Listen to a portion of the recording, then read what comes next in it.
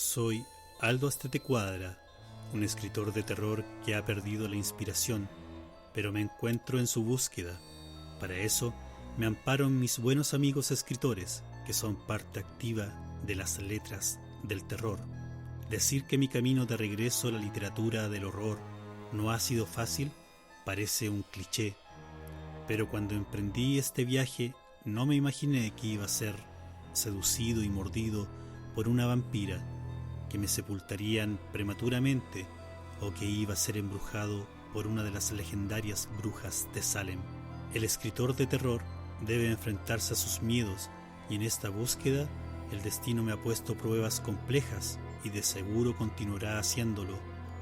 Esto lo digo convencido, pues hace unos días llegó la inesperada propuesta de un millonario que al enterarse de mis tétricas experiencias con la oscuridad me contrató para descubrir las razones por las que una de sus tantas propiedades estaba saturada de actividad paranormal. La oferta me sedujo, es la oportunidad con la que todo escritor de terror sueña.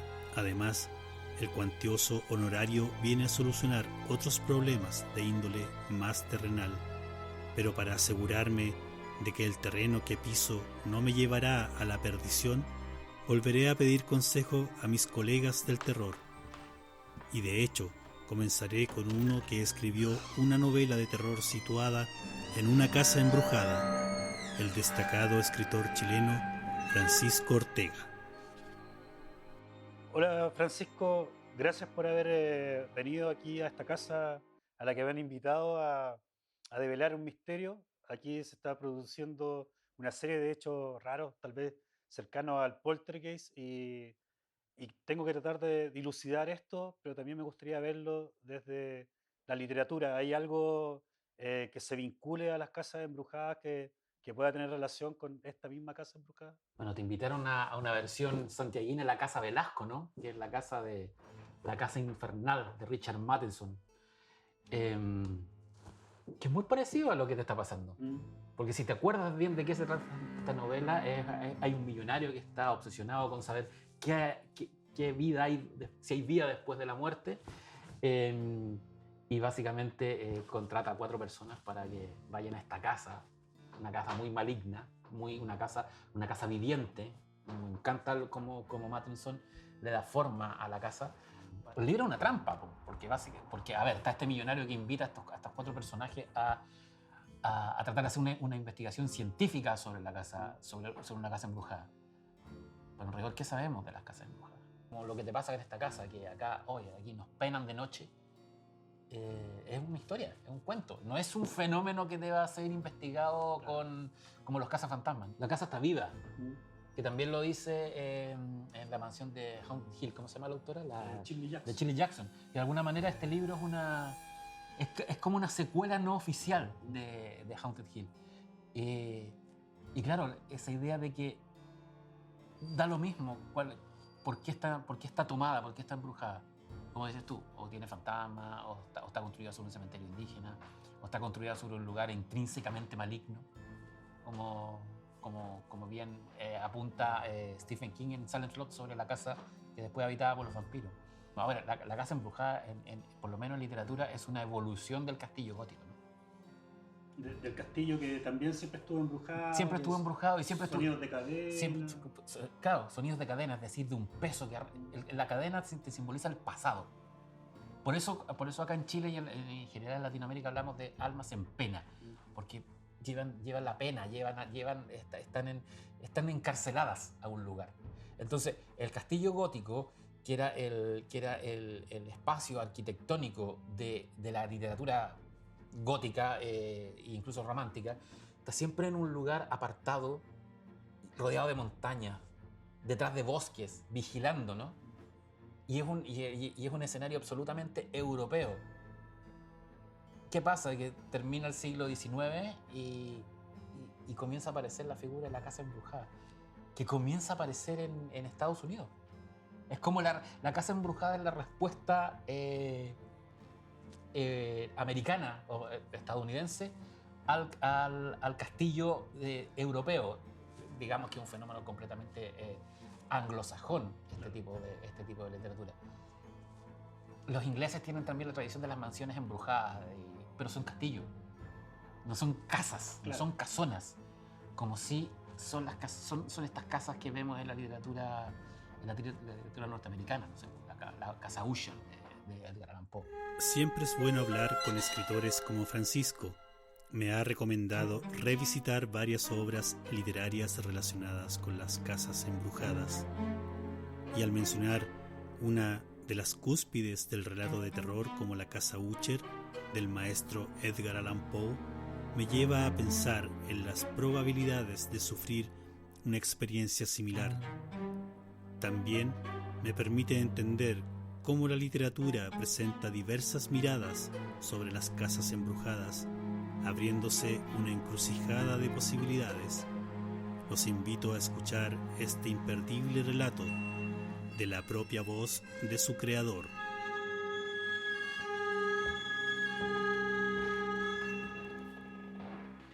Durante todo un día de otoño, crucé solo a caballo a una región singularmente lúgubre del país. Y al fin, al acercarse las sombras de la noche, encontré reflejada en un oscuro estanque la melancólica casa Usher. En esa mansión proyectaba pasar algunas semanas.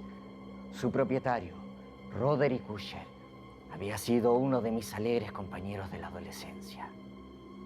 En una carta me habló de una enfermedad, de un desorden mental que le oprimía y de un intenso deseo de verme con el propósito de lograr algún alivio a su mal.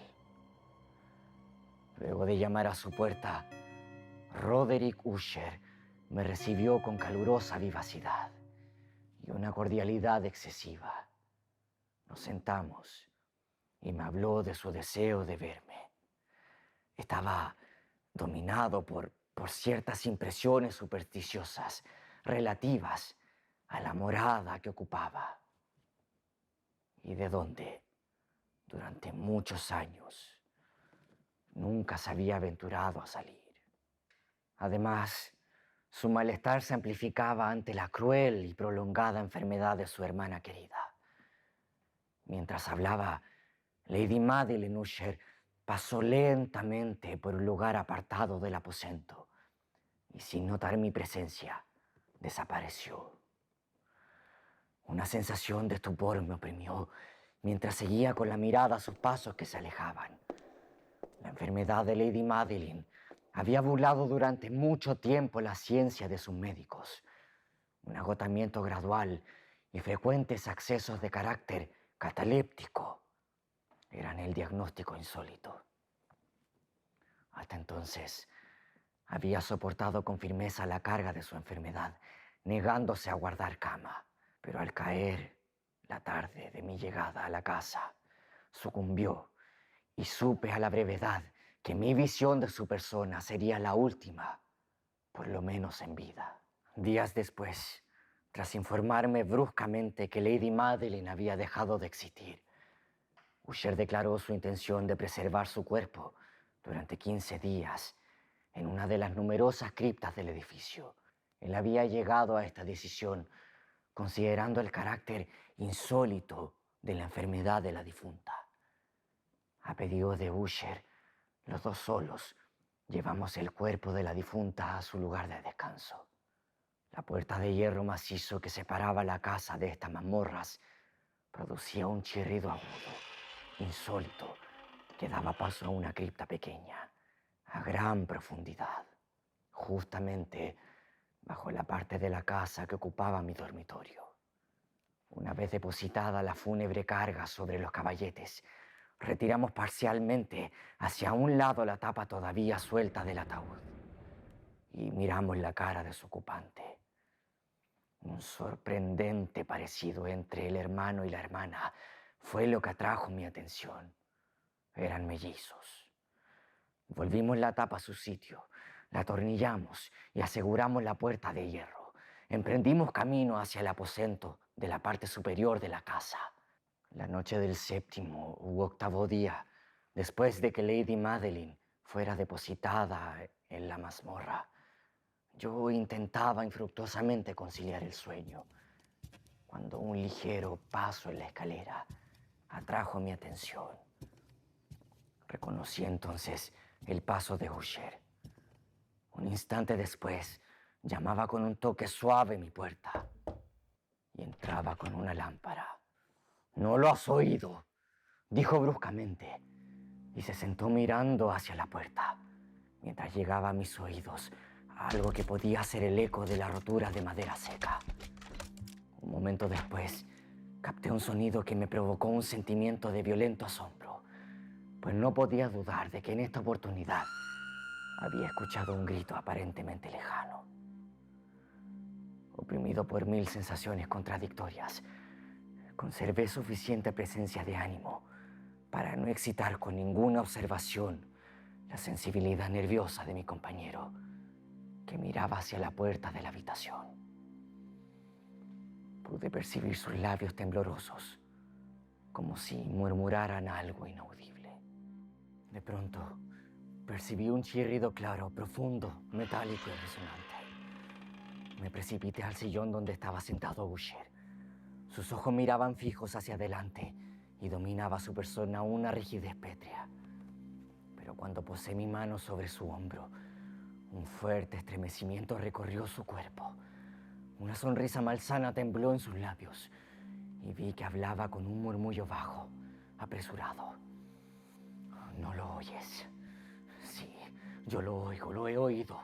Mucho tiempo, muchos minutos, muchas horas, muchos días lo he oído, pero no me atrevía a hablar. La encerramos viva en la tumba. Ahora digo que oí sus primeros movimientos débiles en el fondo del ataúd. Los oí hace muchos días y no me atreví a hablar. Y ahora esta noche, el ruido del ataúd al rajarse y el chirriar de los férreos goznes de la prisión. ¿A dónde oirá? Los he oído sus pasos en la escalera. ¡Insensato! Te digo que oí del otro lado de la puerta sus pasos, como si la sobrehumana energía de su voz tuviera una fuerza de sortilegio.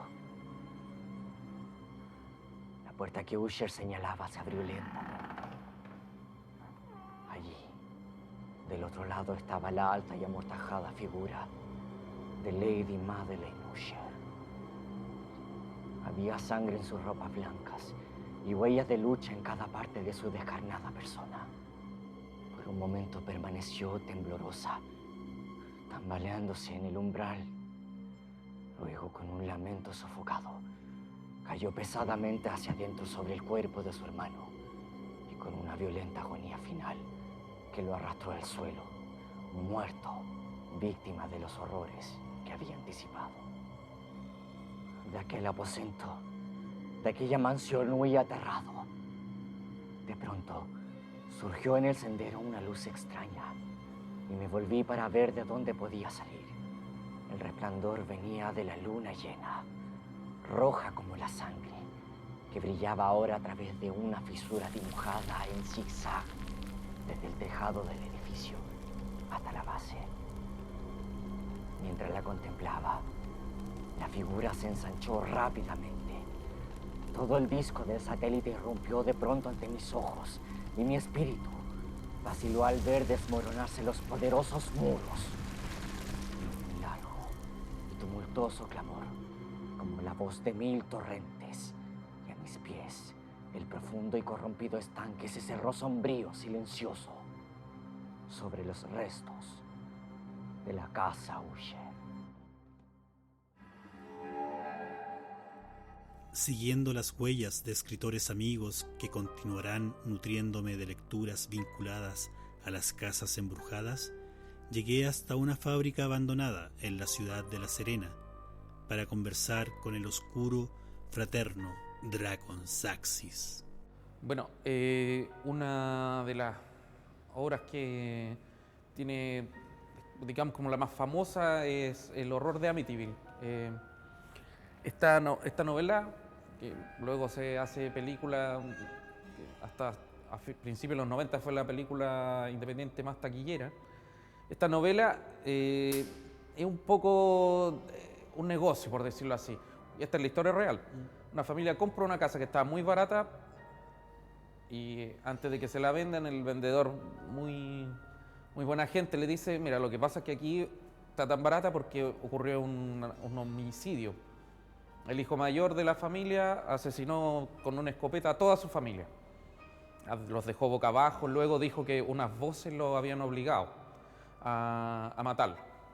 Entonces por eso estaba tan barata. Esta familia la compra y luego pasan casi un mes y se supone que le ocurrieron una serie de hechos paranormales y se van de la casa y llegan con esta historia donde un escritor, y este escritor les noveliza la historia y le pega el palo al gato. ¿Qué tanto de paranormal en realidad hubo? Una de estas investigadores paranormales de los Warren que se hicieron mucho más famosos gracias a las películas de James Wan. En la vida real estuvo investigando ahí, no tuvo nada concluyente, como en realidad son todas las investigaciones paranormales. Pero la novelización propiamente tal es bien, lo encontré bien buena, porque no es tan descriptiva, no es una narración con tanta belleza literaria, pero narra los hechos y lo ordena y se toma ciertas licencias, como que, si no me equivoco, la hija más pequeña ve como la aparición de una niñita que es como un chancho de ojos rojos, a pesar de que suena ridículo, es como de los mejores pasajes que tiene el libro. Después de escuchar las primeras recomendaciones de Fraterno, ahora es mi turno de recomendarles a ustedes algunas exquisitas lecturas. Vamos a hablar de uno de los relatos de casas embrujadas, en este caso de un hotel, de mayor prestigio en la literatura universal. La habitación número 13, del escritor inglés M.R. James, fue publicada en 1904 en su libro Historias de fantasmas de un anticuario. El relato transcurre en un hotel embrujado de Dinamarca, donde las habitaciones parecen tener vida, como si respiraran, se mueven, ampliándose las noches y volviendo a la normalidad durante el día. Aunque el protagonista percibirá esto paulatinamente en la medida que el cuento comienza a ser cada vez más extraño. Entre todas las habitaciones, la más singular es la habitación número 13, que todos en el hotel han visto y oído, ya que desde allí emergen sonidos inexplicables y se recortan sombras en la calle. Sin embargo, el dueño del hotel jura que no existe, pues aquel número es de mala suerte. Para poder desentrañar el misterio, los pasajeros de la habitación 12 y 14 se asocian para descubrir el misterio de la habitación número 13. Continuamos con un cuento relatado con maestría que nos llevará a reflexionar ante el horror de la simpleza, sobre todo de no responder a tiempo. Al otro lado de la pared es un relato de terror del escritor norteamericano Ambrose Bierce, publicado en 1907 en la revista Cosmopolitan. Al otro lado de la pared relata la visita del protagonista a casa de un amigo. Mientras cenan, oyen un golpe en la pared. Sin embargo, del otro lado ya no hay nada. En algún tiempo lo hubo, y esa es la historia que aquí se relata. En otro tiempo, compartió la pared con una joven, con la que se comunicaba a través de pequeños golpes, hasta que un día ella dejó de responder. Pasado un tiempo, escuchó un nuevo mensaje, pero este lo ignoró por despecho. A la mañana siguiente, se supo que la mujer había estado en cama, muy enferma, y que en su última noche con vida intentó comunicarse con él golpeando la pared. Esta premisa sencilla nos deja helada la sangre, esperando que jamás tengamos que pasar por algo similar. El relato del que hablaremos a continuación fue considerado por el maestro de Providence como uno de los mejores relatos publicados en The Weird Tales. Me refiero a El piso de arriba. Este es un relato de terror del escritor M. Humphrey, publicado en la edición de mayo de 1923 en la revista Weird Tales. El piso de arriba, único cuento publicado que se conoce de M. Humphreys, nos cuenta la historia de un hombre que recibe una invitación de un amigo al que se lo daba por muerto desde hacía 10 años. Sin embargo, este ahora lo invitaba a compartir una temporada con él en su casa, una mansión oscura e inquietante. El narrador se sorprenderá por el estado de decrepitud de su amigo, quien además padece algún grado de trastorno mental. A medida que van pasando los días y los sucesos extraños, entre ellos ruidos que provienen del piso de arriba, descubriremos que la única forma de subir es mediante una escalera oculta en el cuarto de huéspedes. El piso de arriba es un relato sutil, perfecto y con un final preciso que no dejará indiferente a quien se atreva a leerlo. Seguimos con Letras del Terror. Cuéntanos un poco acerca del horror de Dunwich, de qué casa embrujada hay específicamente. Cuando hablábamos de Lovecraft, decíamos que Lovecraft le da una explicación al fantasma o a la posesión. En el horror de Dunwich tenemos una casa rural, no una mansión, una casona rural, en el espacio geográfico donde ocurren todos los cuentos de la historia de Lovecraft, ¿no? Que es Nueva Inglaterra, que es esta especie de América gótica al norte de Nueva York, que además está muy marcada por historias de brujos y curiosamente está muy cerca de Maine, ¿no? Que es donde ocurren las historias de King y también de Boston, que es donde ocurren las historias de Poe. Es como el escenario de la América gótica. Entonces tenemos esta casa en la cual debajo de la casa hay un secreto. Está enterrado algo que los habitantes del lugar sostienen que que tienen que ver con relaciones ambiguas y sexuales, frutos de relaciones incestuosas. Entonces se entierran estos niños, estos monstruos, estos deformes que nacen. Pero finalmente uno empieza a leer el cuento y el relato y va evolucionando, ¿no? Empiezas como una historia de brujo, de casa embrujada, luego se convierte en una historia de maldición y incesto, y finalmente se descubre que el horror de Dunwich, lo que está debajo de la casa, es otra cosa, una cosa preternatural que viene de origen extraterrestre, lleno de tentáculos, es un monstruo de otras esferas. Y es quizás uno de los mejores relatos de Lovecraft en lo que respecta a lo que hablábamos, ¿no? Que es darle una explicación científica o racional, claro, dentro al fenómeno, al tema de la casa embrujada. Por eso Lovecraft, a mí me gusta más verlo más como un autor de ciencia ficción / horror que un autor de horror. En el fondo lo que hace Lovecraft es vincula el fenómeno sobrenatural, el fantasma, la aparición, con una mitología cósmica, ¿no? Lovecraft, de alguna manera, claro, Lovecraft es ciencia ficción / horror, porque si tú analizas las historias de Lovecraft, digamos las clásicas, es buscarle una explicación al terror. Y la explicación viene del espacio, todo baja, ¿no? Hay como una cosa de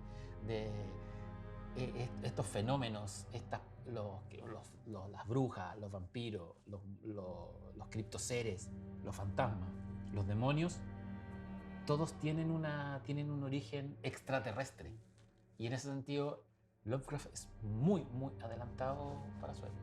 Y en este caso de Lovecraft y otras literaturas también tiene que ver con esta especie de pacto con un ser, puede ser el diablo, puede ser un ser cósmico, esta especie de culto también a un ser que se traspasa a través de una maldición y que esa maldición sigue a los personajes, pero también queda en la casa, ¿no? Sí, mira, yo eso lo tomé un poco en Salisbury, que es mi novela de Casa Embrujada,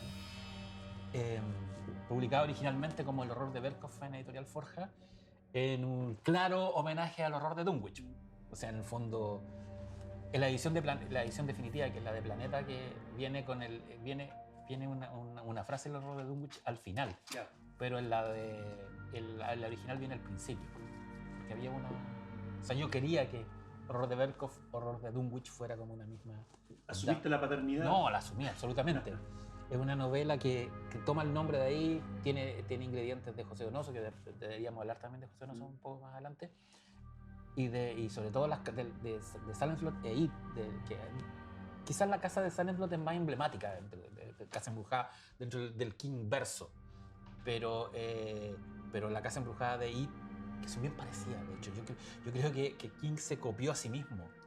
Estas casas embrujadas de King y tal vez también la de Salisbury tienen este elemento que lo vinculan con la infancia, ¿no? Sí, pues sí. Con la experiencia infantil de entrar a una casa que está poseída o en la que la comunidad dice que han sucedido cosas. Esta imaginación también infantil que tal vez también le otorga esta energía necesaria a la casa para transformarse en una casa embrujada. Sí, de hecho, de eso se trata Salisbury, que para los que no han leído el libro, es básicamente la historia de un actor que fue muy famoso, un actor de ficción, que tuvo sus 30 minutos, sus 15 minutos de fama, ahora está como, ha tomado malas decisiones, por lo tanto ha perdido el éxito y recibe una llamada telefónica que murió uno de sus mejores amigos de infancia y él vuelve a su pueblo de infancia, que es Estación Salisbury, un pueblo ferroviario del sur, a enterrar al mejor amigo. Y hoy se encuentra con sus otros amigos de infancia y comienzan a recordar lo que hacían en la adolescencia. Ellos querían entrar en una casa embrujada que estaba en el pueblo, que era la casa Berkov, que era una casa de esquina. Solo uno de los 3 amigos protagonistas entró y es el amigo que muere. Ya. Entonces los otros 2 amigos hacen una apuesta, 15 años después, ya, o sea, completemos la promesa que hicimos a los 13 años. Y ellos entran a la casa. Entonces, y todo este acto está matizado por la presencia de esa casa en el pueblo y cómo los fantasmas sobrenaturales se mezclan con los fantasmas morales de los personajes en un pueblo que aparentemente se quedó anclado en la década de los 80. Es una novela de terror, pero también una novela no es de crecimiento, pero es como de ir hacia atrás. Que tiene todo ese elemento de reencontrarse. De reencontrarse, sí, exactamente. De reencontrarse. Yo recuerdo que cerca de mi casa en Victoria, en el sur, había una casa que tenía una historia bien particular, que era una casa moderna. No era una típica casa, mansión embrujada, ¿no? Como que tenía unas formas bien especiales. Estaba detrás del hospital y estaba pintada de rojo. Y esa casa nunca se habitó, nunca se terminó, pero tenía varias cosas particulares esa casa. Por afuera, ¿Ya? la enredadera era de espino, y no era un espino cualquiera. El dueño de la casa trajo espinos de Tierra Santa, de Israel, y es el espino con el que hicieron la corona de espinas, valga la redundancia, de Jesús. Entonces se contaban esas historias de esa casa. Una casa en que nadie entraba. Entonces a mí y que de hecho hoy día ya está terminada y es ¿cómo decirlo? Un hogar para estudiantes universitarios. Y los cabros que pagan ahí pensión dicen que escuchan cosas. Ya. Entonces, por un lado estaba esa historia de esa casa y por otro lado una historia que yo tomé de Traillén, donde vivían mis abuelos. Mi abuelo tenía una nana, mi abuela, que además trabajaba para un señor que tenía mucha plata en Traillén. Un señor que tenía, y que nadie sabía dónde ella salía. Y él solía pedirle determinadas fechas al año unas cenas especiales para él y su socio. Entonces él se sentaba a la cabecera y a la derecha que le sirvieran comida, plato completo para alguien que no existía. Ya. Y esta señora contaba que ella tenía que servir platos y todo, y después irse. Y a la mañana siguiente retirar los platos, que obviamente nadie se los comió. Claro. Pero cuando te cuentan esa historia y tú eres niño, o sea, tu imaginación explota y el miedo también. ¿Quién era el socio? Tenemos una novela fundamental de la literatura chilena, que es El obsceno pájaro de la noche, de José Donoso. Una familia tradicional chilena que tiene una casona derruida donde intentan mantener el legado de su apellido, de su familia. Y el personaje central, el mudito, a veces hasta se fusiona con la casa donde vive en la casona. Bueno, según lo que cuenta Donoso, él escribió esta novela con una fiebre casi al borde de la muerte, con una locura febril, en un proceso, se demoró bastantes años, pero el grueso de la novela lo escribió bajo este proceso.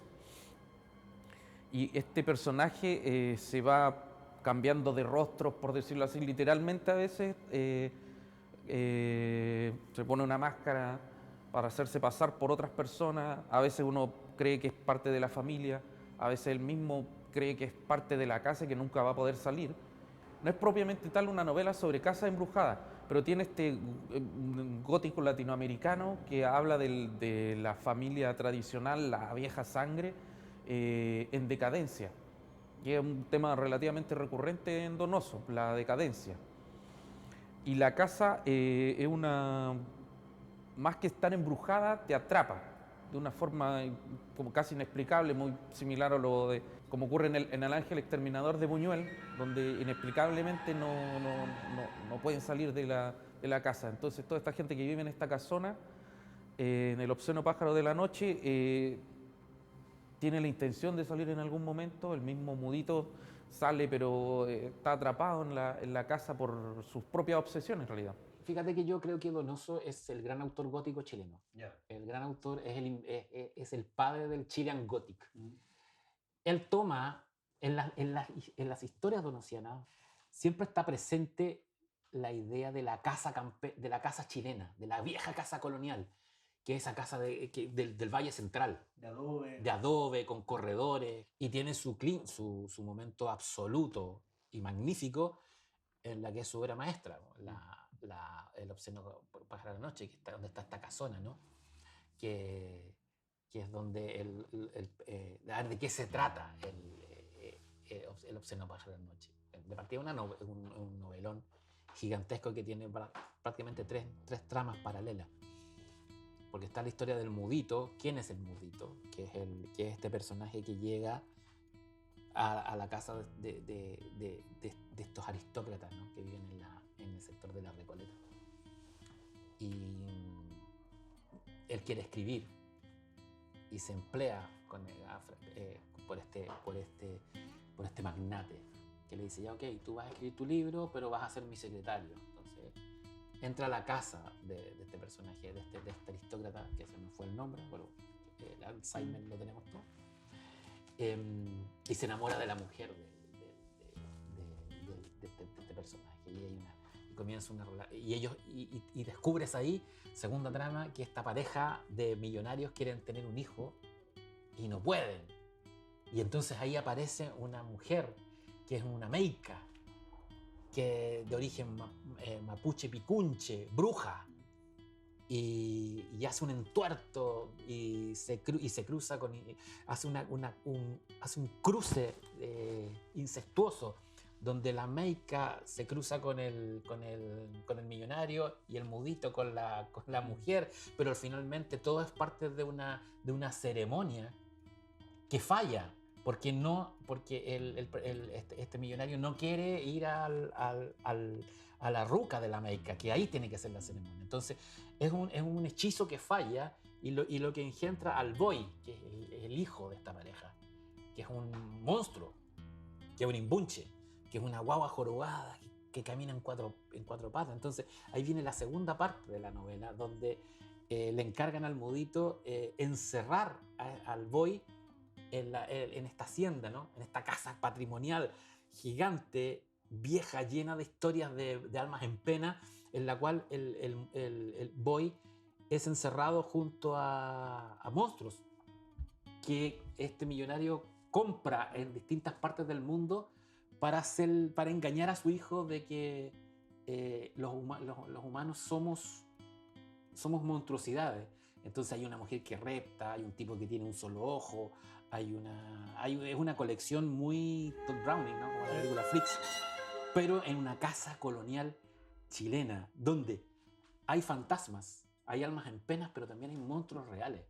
O sea, es una novela, El obsceno pájaro de la noche, una novela de terror, en la cual la casa, esta hacienda, es súper importante y es gravitante. Francisco, dentro de la narrativa chilena... Espérate. ¿Qué fue eso? Sí, parece que ya que estamos hablando de la casa embrujada hay algo que... Sí, ya nos hemos llenado de moscas. Sí. Es como un símbolo de la presencia de algo sobrenatural. Que de hecho en John Salisbury antecede los fenómenos sobrenaturales con moscas. Es un indicio que está muy Sí. presente, ¿no? Sí. El moscón. El moscón. Sí.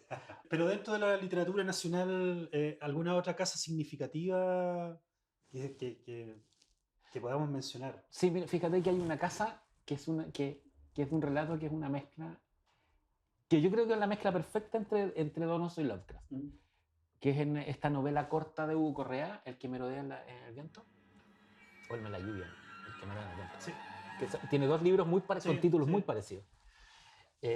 Donde, claro, es una casa en la zona cordillerana del Maule, una casa también de campo, pero una casa, no una casona, una casa más bien pobre, en la cual los habitantes comienzan a ser rodeados por una presencia que ellos identifican como el diablo y que trata de entrar a la casa.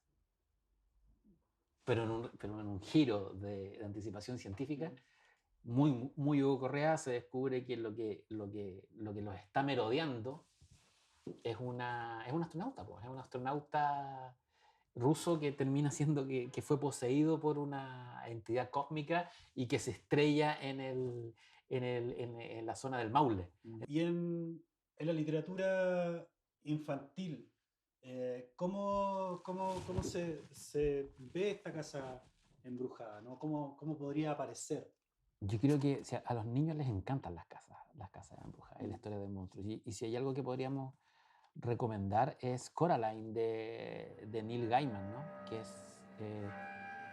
Que parte de una premisa bien simple. ¿Qué pasa cuando una familia se cambia de casa?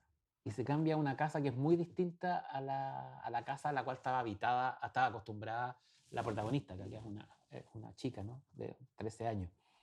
En la edad en que se deja de ser niño y se convierte en un adulto. Por lo tanto, es la edad en que uno deja de creer en fantasmas. Pero los asume. Claro. Y la protagonista de Coraline asume los fantasmas y los hace presentes. Entonces, claro, acá en Coraline quizás la casa no es una casa viva, no es una casa como la de Mattenson o como la de Shirley Jackson o como la misma mansión Marston de King. Acá la casa es básicamente un escenario. Aquí lo que importa es lo que pasa dentro de la casa. Y cómo estos fantasmas, estos seres que son los dueños de la casa, los dueños originales de la casa, juegan con la protagonista para hacerla madurar y descubrir su lugar en el mundo. Coraline es una típica novela de aprendizaje, pero con elementos macabros, y por eso yo creo que funciona tan bien tanto el libro como la adaptación. ¿Y te acuerdas de Otra vuelta de tuerca? Claro. De Henry James. Otra vuelta de tuerca es también una novela de casa embrujada que tiene este toque finísimo de no saber qué pasa en realidad, si lo que se imagina es real o no, como ocurre con el Orla de Maupassant. La casa sí pareciera estar embrujada, pero lo que realmente aterra ahí son los niños demoníacos, como aparece en la profecía. Son una de las criaturas más aterradoras que hay en la literatura y de paso en el cine. Y esta criada, una criada que es contratada para cuidar a estos niños, que terminan a cargo de su tío, el tío que los deja a cargo de la criada, habían tenido otras criadas, el tío se desliga, o sea, se hace cargo de ellos financieramente, se preocupa de ponerle una institutriz, pero lo abandona en el fondo. Ella, que a todo esto queda enamorada de este tío, siempre tiene la esperanza de que él va a aparecer y tiene unos sueños medio idealizados, queda a cargo de estos niños y en la casa comienzan a haber apariciones que a veces ella cree que son bromas, otras veces poco a poco va convenciéndose de que ocurre algo en la casa. Como digo, la habilidad de la narración recae en que siempre está la duda de si es parte de su imaginación, intención de los niños, o realmente hay sucesos paranormales, apariciones en esta casa. Y la casa de It, porque It conocemos mucho Del payaso. Del payaso, sí. principalmente no el cine nos ha llevado a verlo desde esa perspectiva, pero tú mencionas, y creo que en la segunda adaptación cinematográfica la casa tiene mucho más prevalencia en la misma historia, ¿no? Claro, Cuéntanos un poco claro, de esta casa literaria. en el pueblo de donde sucede It, que es un pueblo muy parecido a Silent Lot, un pueblo chico en Maine, cerca de Silent Lot, de hecho. Hay mapas del universo King. Está esta casa, que también es una casa abandonada. Y es una casa donde los niños del pueblo sostienen que hay fantasmas, donde ocurrió un crimen hace mucho tiempo atrás, por lo tanto la casa está cerrada y nadie entra. Y la entidad Pennywise, ¿no? La entidad que toma la forma del payaso, pero también es una entidad cósmica. Finalmente It es una novela súper Lovecraftiana, porque estás durante 900 páginas leyendo historias de terror, de maldiciones, de demonios, y finalmente descubre que ese demonio que toma la forma del payaso es un ser que vino de las estrellas. Super Lovecraft. Y en ese sentido, la casa es un portal en Derry, en el pueblo de It, pero un portal físico, porque a través de la casa tú entras a los mundos subterráneos, a las cavernas que hay debajo del pueblo, y esa casa es la que te lleva a la verdad de la entidad cósmica que es Pennywise. ¿Te fijas? También es una casa que te da la respuesta a través del miedo, el lugar donde los niños no pueden entrar, porque ahí está la maldición absoluta. Cuando son adultos, traspasan ese límite y encuentran el camino que los lleva a revelar qué es lo que ocurre en su pueblo. Tenemos también otro tipo de casa, como Casa Tomada de Cortázar, Sí. ¿no? Que tiene otra característica, pero que no sabemos cuál. Claro, Casa Tomada de Cortázar es un cuento bien ambiguo, es un cuento fantástico, ¿no? Es un cuento que nunca queda claro si es un relato de fantasma o es una historia de gente que está de energía viva, de dos hermanos que se quieren en una casa y que no se van, y que finalmente ellos dicen, ¿quiénes son estos extraños que nos están invadiendo? Y claro, y en el fondo tú cuando terminas de leer el cuento, descubres que pasa algo parecido con la película Los Otros, que es la misma idea, que estos dos hermanos, que son los narradores de este cuento de Cortázar, preguntan, ¿están muertos? Y los que la toman, ¿quiénes son los que toman la casa? ¿Los vivos que llegan como nuevos dueños? ¿O en el fondo en el fondo ellos son los que tienen tomada la casa? Entonces, es uno de la gracia de ese relato de Cortázar es que te pone en la duda. ¿Quién es el que verdaderamente toma la casa? Claro. ¿Cómo está estructurado este cuento de la Casa Tomada? Un típico cuento cortasariano narrado en primera persona, donde el que cuenta es uno de los hermanos que está en esta casa, donde te la describe muy bien, donde es curioso porque en el cuento es más importante, la casa es importante, pero también el terreno. Y en la narración es muy importante lo que vale el terreno. En el sentido de la ganancia que pueda. Y de repente comienzan a ocurrir ruidos en la casa. Y se escuchan en la pieza al lado. Y ellos van a ver qué hay. Y no ven quién hace los ruidos. Pero después cada vez es más ruido. Más ruido. Entonces llega un momento en que el narrador dice, nos están invadiendo extranjeros. Entonces también ahí hay una metáfora política muy respecto del lugar de la Argentina, porque además es una casa muy argentina, muy de Buenos Aires, muy de la provincia de Buenos Aires. Es una historia de lo que decíamos un rato, ¿quién es el fantasma? ¿O son realmente fantasmas? ¿O es la casa la que está? Porque también puede ser eso, un cuento que tiene la casa que tiene hartas interpretaciones. En Salisbury también tomé cosas de Casa Tomada en el sentido de y de la casa infernal también. Una de las cosas que más me gusta del subgénero de la casa embrujada es que la casa está viva.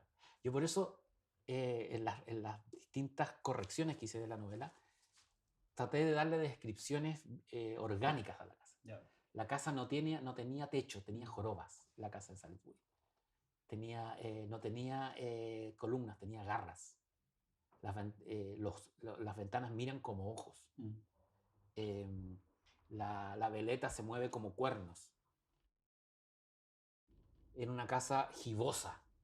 La casa como entidad. La casa como entidad, exactamente. ¿Y cómo le das esa entidad? Le das adjetivos que salen del límite de lo arquitectónico. Durante la noche anterior, la casa se mostró rebosante de actividad paranormal. Una oscura energía residía en ella. Eufórico ante semejante posibilidad de experimentar en carne propia los fenómenos paranormales, premunido de tecnología especialmente creada para estos menesteres, me dispuse a seguir las energías que han poseído esta casona. No fue complejo llegar hasta un extraño y antiguo maletín. El detector de radiación de campo electromagnético me indicaba con toda seguridad que en su interior estaba la respuesta a tanta actividad maligna.